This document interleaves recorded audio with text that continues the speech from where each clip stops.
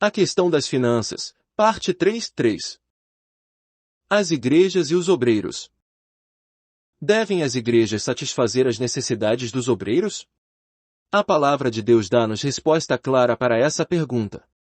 Vemos ali que o dinheiro coletado pelas igrejas é usado de 3 modos. Para os santos pobres.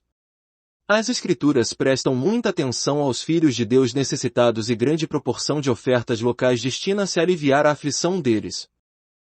Para os presbíteros da igreja local. Talvez as circunstâncias tornem necessário que os presbíteros deixem seus negócios comuns a fim de devotar-se totalmente aos interesses da igreja. Nesse caso, os irmãos locais devem perceber que têm responsabilidade financeira para com eles e buscar pelo menos em certa medida compensá-los pelo que eles têm sacrificado por amor à igreja. 1 Timóteo 5:17 e 18. Para os irmãos que atuam na obra e para a obra. Isso pode ser considerado uma oferta a Deus, e não um salário pago a eles.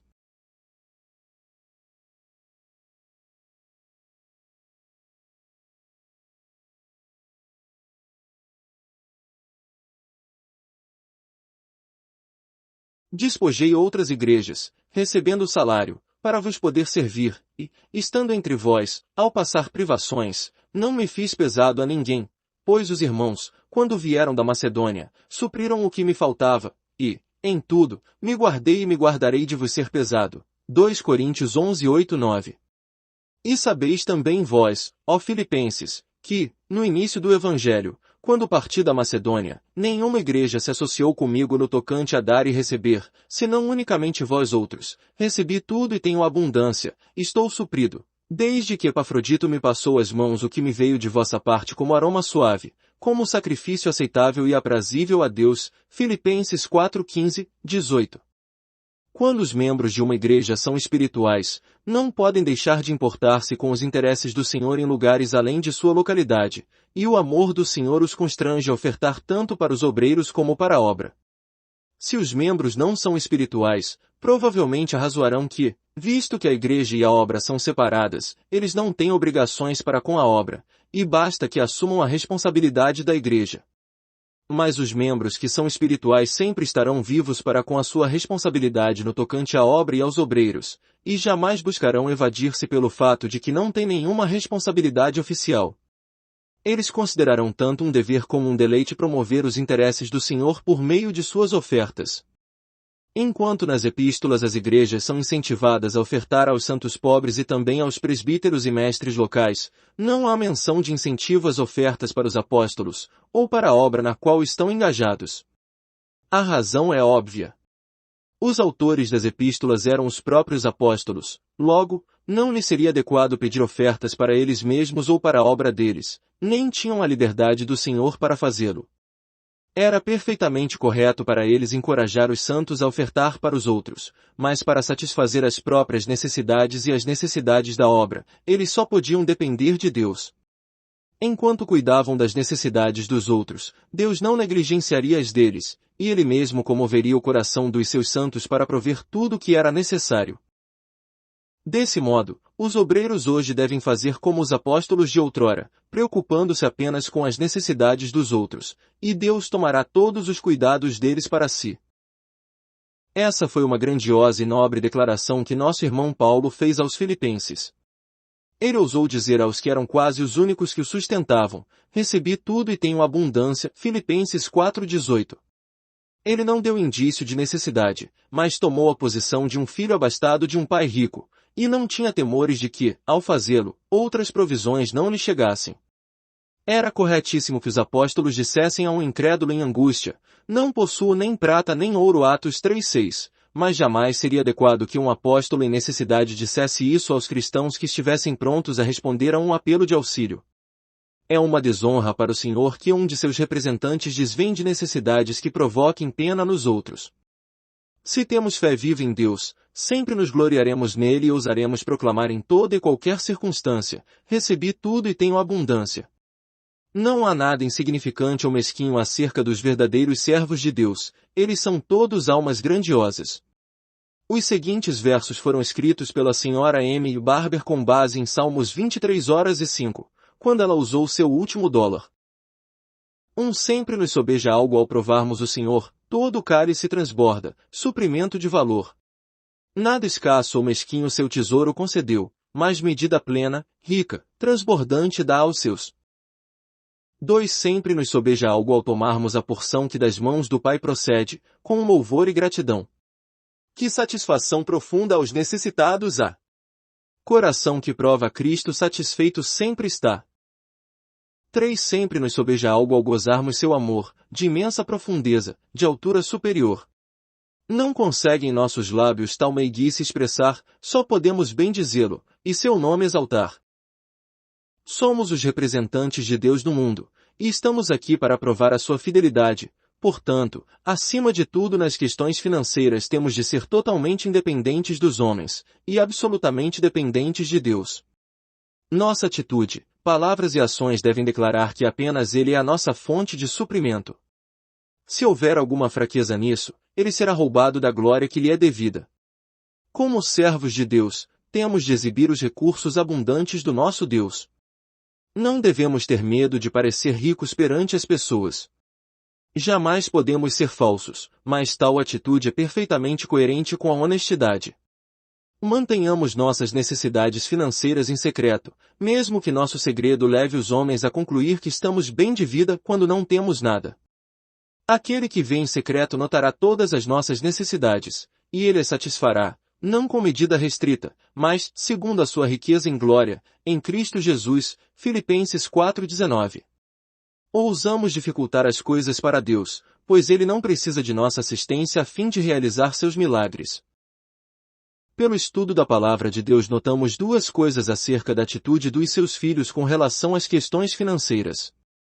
Por um lado, os obreiros devem ser cuidadosos em desvendar suas necessidades apenas e tão somente para Deus. Por outro, as igrejas devem ser fiéis em lembrar-se das necessidades tanto dos obreiros como da obra deles. E não devem apenas enviar ofertas aos que trabalham nas proximidades, ou para os que foram chamados no meio delas, mas, assim como os filipenses e os macedônios, devem sempre ministrar para um Paulo que esteja distante.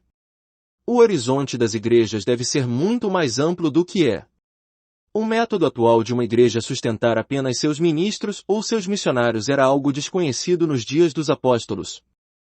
Se, com as facilidades atuais de envio de dinheiro a lugares longínquos, os filhos de Deus ministrarem apenas para as necessidades materiais dos que estão na própria localidade, eles certamente carecem de visão espiritual e largueza de coração.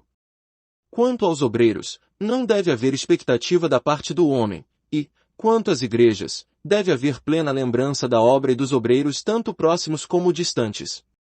É essencial para a vida espiritual das igrejas que elas cuidem dos interesses práticos da obra. Um obreiro incrédulo e uma igreja sem amor não têm utilidade para Deus. A distinção entre a igreja e a obra deve ser claramente definida na mente do obreiro, especialmente com relação às questões financeiras. Se um obreiro fizer uma visita rápida a certo lugar a convite da igreja, então é bem correto que ele receba a hospitalidade dela. Mas se ele ficar por tempo indeterminado, deve assumir o encargo sozinho diante de Deus, do outro modo, sua fé em Deus minguará. Mesmo que um irmão voluntariamente lhe ofereça hospitalidade gratuita, esta deve ser declinada, pois a vida de fé deve ser cuidadosamente mantida. É correto que os irmãos deem ofertas ocasionais aos obreiros, como fizeram os filipenses para com Paulo, mas eles não devem assumir a responsabilidade por nenhum obreiro. As igrejas não têm obrigações oficiais para com os obreiros, e estes devem atentar para que elas não assumam tais obrigações. Deus nos permite aceitar ofertas, mas não é a sua vontade que outros se tornem responsáveis por nós. Ofertas de amor podem ser enviadas aos obreiros dos seus irmãos no Senhor, mas nenhum cristão deve considerar-se sob obrigação legal para com eles. Não são responsáveis nem por sua alimentação, hospedagem e despesas de viagens. A total responsabilidade financeira da obra repousa sobre os ombros daqueles a quem a obra foi comissionada por Deus. A ninguém tratamos com injustiça, a ninguém corrompemos, a ninguém exploramos. 2 Coríntios 7:2. Não vos serei pesado. 2 Coríntios 12:14. A verdade é que nunca usamos de linguagem de bajulação, como sabeis, nem de intuitos gananciosos. Deus disto é testemunha. 1 Tessalonicenses 2:5. Nem jamais comemos pão à custa de outrem. Pelo contrário, em labor e fadiga, de noite e de dia, trabalhamos, a fim de não sermos pesados a nenhum de vós. 2 Tessalonicenses 3:8. Por essas passagens vemos claramente a atitude do apóstolo. Ele não estava disposto a impor nenhum peso sobre os outros nem a explorar ninguém de forma nenhuma. Essa também deve ser a nossa atitude. Não apenas não devemos receber nenhum salário, mas também devemos ser cuidadosos e não levar a menor vantagem sobre nenhum de nossos irmãos. Os apóstolos devem estar dispostos a que os outros levem vantagem sobre eles, mas de forma alguma devem levar vantagem sobre outros. É vergonhoso professar confiança em Deus e ainda assim fazer o papel de mendigo, desvendando a outros as necessidades pessoais e provocando neles o sentimento de dó. Um servo de Deus que realmente vê a glória de Deus e a própria posição gloriosa como um dos seus trabalhadores pode bem suportar ser independente dos outros, e até mesmo liberal. É-nos correto apenas desfrutar a hospitalidade dos irmãos por pouco tempo, mas devemos guardar-nos rigidamente de levar vantagem sobre eles em ninharias como pernoite, refeição ocasional ou o uso de luz ou carvão, ou utensílios domésticos, ou mesmo um jornal. Nada revela a pequenez de caráter tão prontamente como levar vantagens mesquinhas. Se não tomarmos cuidado com tais questões, podemos também desistir de nossa tarefa. Os obreiros afetam vitalmente a obra em todos os movimentos, e, a menos que tenhamos confiança viva em Deus, nossos movimentos podem ser determinados por rendas em perspectiva. O dinheiro tem grande poder de influenciar os homens, e a menos que tenhamos fé viva em Deus e coração verdadeiro para fazer a sua vontade, provavelmente seremos influenciados pelo aumento ou queda de fundos. Se nossos movimentos são governados pelas provisões financeiras, somos mercenários que trabalham apenas pela paga, ou mendigos a pedir esmolas, e somos uma desgraça para o nome do Senhor. Jamais devemos ir a um lugar pela brilhante perspectiva financeira de trabalhar ali, nem devemos refrear-nos de ir lá porque o panorama financeiro é escuro. Em todos os nossos movimentos devemos perguntar-nos: estou na vontade de Deus? Ou sou influenciado pelas considerações financeiras? Saímos para servir ao Senhor, e não para ganhar a vida. Os obreiros e sua obra. Tenhamos clareza de que não apenas devemos assumir o encargo de nossas despesas pessoais, mas também das necessidades da obra. Se Deus nos chamou para determinada obra, toda a despesa com ela relacionada também é nossa responsabilidade. Aonde quer que vamos, somos responsáveis por todas as despesas, do início ao fim. Se somos chamados por Deus para fazer uma obra pioneira, mesmo que as despesas de aluguel, mobília e viagem perfaçam soma considerável, apenas nós é que somos responsáveis por elas. Não é digno de ser chamado servo de Deus quem não pode ser responsável pelas próprias necessidades e pelas necessidades da obra que Deus o chamou. Não é a igreja local, e, sim, aquele a quem a obra foi comissionada, que deve arcar com todos os encargos financeiros ligados a ela. Outro item a que devemos prestar atenção é a clara distinção entre ofertas destinadas ao uso pessoal e as destinadas para a obra. Parece supérfluo mencionar isso, mas é preciso enfatizá-lo: nenhum dinheiro dado para a obra pode ser usado pelo obreiro para satisfazer suas necessidades pessoais. Ou deve ser usado para custear despesas ligadas com a sua obra, ou deve ser enviado para outro obreiro. Temos de aprender a justiça em relação a todas as questões materiais. Se houver alguma carência em relação à obra, o obreiro deve arcar com ela, e se houver sobejo, ele não pode desviá-lo para satisfazer as próprias necessidades. Assim que comecei a servir ao Senhor, li sobre um incidente na vida de Hudson Taylor que foi de grande ajuda para mim. Se me lembro corretamente, o ponto central é este: o Sr. Taylor estava em St. Louis, Estados Unidos, e devia ir a Springfield para participar de algumas reuniões. A carruagem que o levava à estação estava atrasada, e o resultado foi que, quando ele chegou lá, o trem já havia partido, e parecia não haver meios de ele cumprir o compromisso. Mas, voltando-se para o Dr. J. H. Brooks, ele disse: meu pai dirige os trens, vou chegar a tempo. Perguntando ao funcionário, descobriram um trem que partia de St. Louis em outra direção, que cruzava a linha que ia para Springfield, mas o trem da outra linha sempre partia 10 minutos antes de esse trem chegar, visto que estavam em ferrovias opostas. Sem a menor hesitação, o Sr. Taylor disse que iria naquela direção, a despeito de o funcionário dizer-lhe que não se faziam conexões ali. Enquanto esperavam, um cavalheiro foi à estação e passou ao Sr. Taylor algum dinheiro. Ele voltou-se ao Dr. Brooks com o comentário: "Não vê que o meu pai acaba de enviar-me a passagem do trem, querendo dizer que, se ele tivesse chegado a tempo de pegar o trem que perderá, ele não o teria pegado." O Dr. Brooks ficou pasmo. Ele sabia que o Sr. Taylor tinha grande soma de dinheiro na mão, que lhe fora dada para a obra na China. Assim perguntou: "Que quer dizer? Você não tinha dinheiro para a passagem?" O Sr. Taylor replicou: "Nunca uso para despesas pessoais o que é especificado para a obra. O dinheiro destinado para uso próprio acaba de chegar." Talvez pela primeira vez na história daquela ferrovia o trem de St. Louis chegou primeiro do que o outro, e o Sr. Taylor foi capaz de manter o compromisso em Springfield. Fazer conhecidas as nossas necessidades. Já dissemos que um apóstolo pode encorajar o povo de Deus a lembrar-se das necessidades dos santos e dos presbíteros, mas não pode mencionar nada acerca das próprias necessidades ou das necessidades da obra. Que ele apenas dirija a atenção das igrejas para as carências dos outros, e Deus atrairá a atenção dos outros para as carências dele. Que se preocupe com as necessidades dos santos e dos presbíteros, e Deus usará os santos e presbíteros para atrair a atenção das igrejas para as necessidades dele. Temos de evitar toda propaganda relacionada com a obra. Com toda a honestidade de coração, temos de confiar em Deus e fazer nossas necessidades conhecidas apenas dele. Se o Senhor assim dirigir, podemos falar, para a glória dele, do que ele operou por meio de nós. Ver Atos 14:27, 15:3-4. Mas nada deve ser dito na forma de propaganda, na esperança de receber ajuda material. Isso desagrada a Deus e é nocivo para nós. Se por questão financeira nossa fé enfraquece, vamos fracassar quando as dificuldades relacionadas com a obra puserem à prova.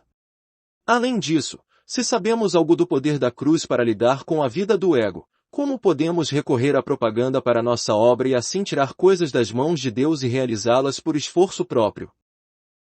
Sei de obras que, no início, baseavam-se puramente na fé e a bênção do Senhor repousava sobre elas. Logo os obreiros sentiram que precisavam estender a obra, e na verdade eles a estenderam além da renda costumeira. Consequentemente tiveram de recorrer à propaganda indireta a fim de satisfazer as obrigações. Devemos acautelar-nos de estender a obra por nós mesmos, pois se a extensão é do homem, teremos de usar métodos humanos para satisfazer as novas exigências. Se Deus vê que a obra precisa estender-se, Ele mesmo a estenderá, e, se Ele a estender, Ele será responsável por satisfazer as necessidades crescentes. É devido ao fato de que métodos humanos são empregados para estender uma obra que meios humanos devem ser planejados para satisfazer as novas necessidades. Desse modo, recorre-se a anúncios e propagandas a fim de resolver o problema. Cartas circulares, relatórios, revistas, representantes, agentes especiais e centros de negócios especiais têm sido meios muito usados por obreiros cristãos para obtenção de fundos para a obra.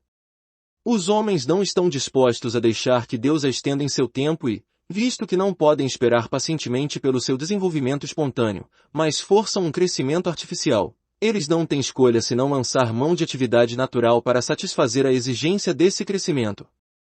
Eles apressaram desenvolvimentos, logo eles é que têm de elaborar maneiras e meios para a obtenção de provisões crescentes. O crescimento espontâneo da obra de Deus não necessita de atividades de natureza humana, pois Deus satisfaz todas as exigências que Ele cria. A propaganda virou uma arte no século atual, mas se tivermos de tomar nosso exemplo de empresários e usar métodos modernos de propaganda para fazer da nossa obra um sucesso, então devemos desistir do ministério e mudar o nosso chamamento. A sabedoria do mundo declara que o fim justifica os meios, mas nunca é assim no âmbito espiritual. Nosso fim deve ser espiritual, mas nossos meios devem ser espirituais também. A cruz não é um mero símbolo, é um fato e um princípio que deve governar toda a obra de Deus. Temos de permitir que o Espírito Santo nos impeça onde Ele quiser, e não devemos buscar apressar as coisas tocando a obra divina com mãos humanas. Não há necessidade de elaborar meios para atrair a atenção para a nossa obra. Deus, em sua soberania e providência, pode muito bem assumir toda a responsabilidade. Se ele comove os homens a nos ajudar, tudo está bem, mas se nós buscamos comover os homens por nós mesmos, tanto nós como a obra sofreremos dano. Se de fato cremos em Deus, deixaremos toda a questão nas mãos dele. Todos confiamos em Deus quanto ao viver, mas que necessidade há de fazê-lo conhecido? Sinto repulsa quando ouço servos de Deus enfatizar que vivem pela fé. Será que, de fato, cremos na soberania e providência de Deus? Se cremos, certamente podemos confiar que Ele fará conhecidas as nossas necessidades aos seus santos, e assim ordenará as coisas para que as nossas necessidades sejam satisfeitas sem que tentemos fazê-las conhecidas. Mesmo se as pessoas concluírem, pelo nosso modo de vida, que temos renda particular, e em consequência disso retiverem suas ofertas, não nos importamos. Quero aconselhar meus irmãos mais novos no ministério que não falem de suas necessidades pessoais, ou de sua fé em Deus, para que possam prová-lo melhor. Quanto mais fé existir, menos conversa sobre ela haverá. Entre os cooperadores.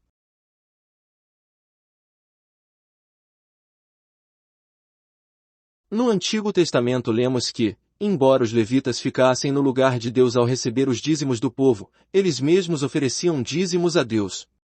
O servo do Senhor deve aprender a ofertar assim como receber.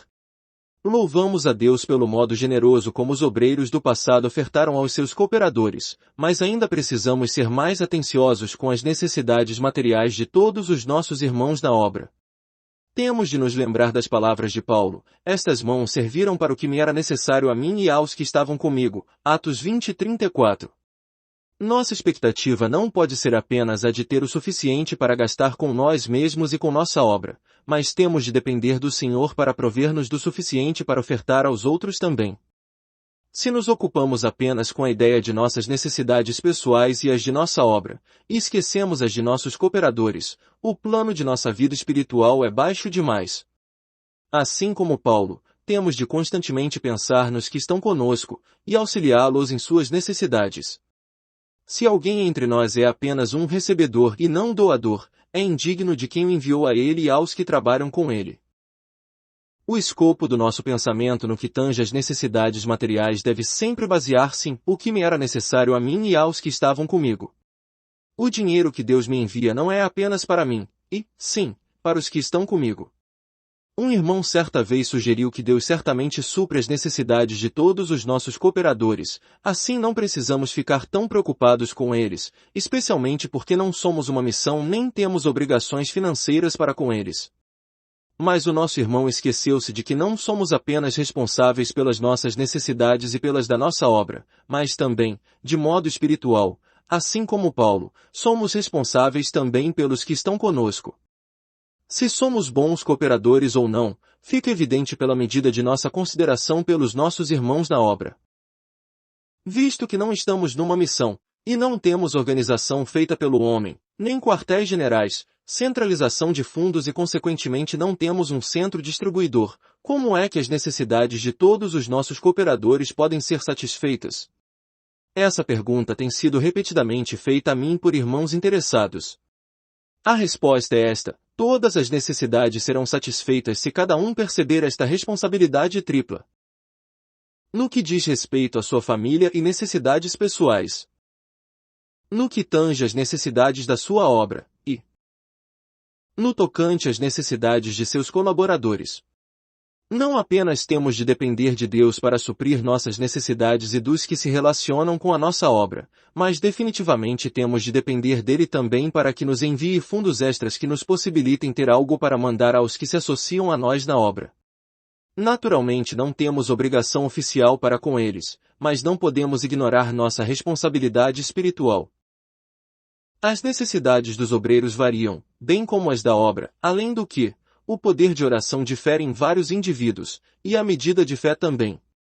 Segue-se, portanto, que nossa renda não será a mesma, mas todos entre nós devem definitivamente exercitar a fé para prover os fundos necessários a fim de satisfazer as necessidades de outros. As quantias que recebemos e damos podem diferir, mas o mesmo princípio aplica-se a todos nós. Trabalhando nessa base, não é preciso ter quartel-general, pois cada um de nós age como uma espécie de quartel-general e centro distribuidor. Naturalmente isso não quer dizer que temos de mandar quantia igual a todos os que se associam conosco, isso é questão de orientação individual. Confiamos na soberania e providência divinas, e deixamos que Deus regule o repassar das ofertas de modo que ninguém tenha em excesso e ninguém tenha falta. Se Deus nos dirigir a enviar dinheiro regularmente a certo obreiro, é bom fazê-lo por meio de um irmão numa vez e por meio de outro, noutra vez, para que o que doa seja menos notado pelo que recebe. O princípio do governo de Deus com relação às questões financeiras é: o que muito colheu não teve demais, e o que pouco não teve falta. 2 Coríntios 8:15. O que muito colheu deve estar disposto a não ter demais, pois somente então é que o que pouco colheu não tem falta. Alguns de nós já provamos na experiência que, quando temos o encargo pelos que colhem pouco, Deus providencia para que colhamos muito, mas se apenas pensamos em nossas necessidades, o máximo que podemos esperar é colher muito e não ter falta. É um privilégio poder auxiliar nossos irmãos na obra, e ser capazes de dar mesmo a maior porção de nossa renda. Os que aprenderam apenas a receber raramente recebem, mas os que aprenderam a dar sempre recebem e sempre dão mais. Quanto mais você despende com outros, mais sua renda aumenta. Quanto mais você tenta economizar, mais será incomodado pela ferrugem e pelos ladrões. Mateus 6:19 e 20. Não podemos confinar nossas ofertas aos que estão imediatamente associados a nós, mas lembrar-nos de obreiros em outras partes e buscar ministrar para as suas necessidades. Aos irmãos entre quem trabalhamos temos de constantemente lembrar dos outros obreiros e das necessidades deles, e encorajá-los a ofertar para eles, nunca temendo que Deus irá abençoar mais aos outros obreiros do que a nós. Não podemos ceder terreno para temor ou inveja. Será que de fato cremos na soberania de Deus? Se cremos, jamais temeremos que nada que Deus tem intenção de dar-nos deixará de alcançar-nos.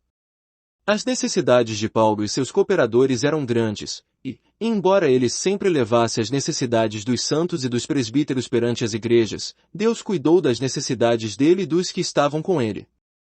Se a sua obra há de ser conduzida por um caminho que agrade a Deus, é absolutamente essencial que a soberania de Deus seja um fator operante em sua experiência, e não apenas teoria. Quando você conhece a soberania divina, mesmo que os homens pareçam mover-se ao seu redor de modo aleatório e as circunstâncias pareçam girar ao sabor do acaso, você ainda confiará na certeza de que Deus é quem ordena cada detalhe do seu caminho para a glória dele e para o seu bem. As necessidades dos outros podem ser conhecidas dos homens, enquanto ninguém talvez saiba das suas nem se preocupem com elas, mas você não terá ansiedade nenhuma se a soberania de Deus é realidade para você. Pois então você verá todas essas circunstâncias fortuitas e toda essa gente indiferente, mesmo as hostes malignas que se opõem ser silenciosamente subordinadas à vontade divina. E todas as forças desconexas estarão todas relacionadas como se fossem uma só a fim de servir ao propósito divino, e ao propósito daqueles cuja vontade é uma com a de Deus. Sim, sabemos que todas as coisas cooperam para o bem daqueles que amam a Deus, daqueles que são chamados segundo o seu propósito. RM 8:28. Portanto, a pergunta não é: nossas necessidades são grandes ou pequenas, ou são conhecidas ou desconhecidas, mas apenas: estamos na vontade de Deus. Nossa fé pode ser posta à prova e nossa paciência também, mas se estamos dispostos a deixar as coisas nas mãos de Deus e calmamente esperar por Ele, não deixaremos de ver uma coordenação cuidadosa dos eventos e um encaixe primoroso das circunstâncias. E emergindo de um labirinto sem sentido contemplaremos uma correspondência perfeita entre a nossa necessidade e a provisão. Por que não uma missão de fé?